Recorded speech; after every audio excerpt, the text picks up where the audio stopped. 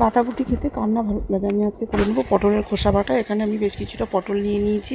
পটলের খোসাটাকে আমি ছাড়িয়ে নেব, ধুয়ে ছোটো ছোটো করে টুকরো করে আমি এটা মিক্সিতে দিয়ে দেবো। মিক্সিতে দিয়ে দেবো পটলের খোসা, বেশ কিছুটা রসুন, 3-4টে কাঁচা লঙ্কা আর 4-5টা চিংড়ি মাছ।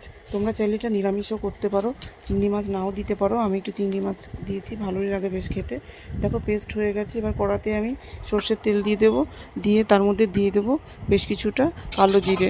আমি আর সেখানে শুকনো লঙ্কা ব্যবহার করলাম না, তোমরা চাইলে দিতে পারো। এবার কালো জিরেটা ভাজা হয়ে যাওয়ার পরে আমি এখানে পেস্টটা দিয়ে দেবো। পেস্টটা দিয়ে বেশ কিছুক্ষণ ভাজা হয়ে যাওয়ার পরে দিয়ে দেবো হলুদ, নুন, একদম সামান্য একটুখানি লঙ্কার গুঁড়ো দিয়ে দেবো চিনি। এবার ভালো করে ভেজে নেবো। এটা যতক্ষণ না শুকাচ্ছে ততক্ষণ ভালো করে নেড়ে চেড়ে ভেজে নেওয়ার পরে দেখো রেডি হয়ে গেছে আমার পটলের খোসা বাটা। যদি ভিডিওটি ভালো লেগে থাকে লাইক, কমেন্ট, শেয়ার, চ্যানেলটিকে সাবস্ক্রাইব করো।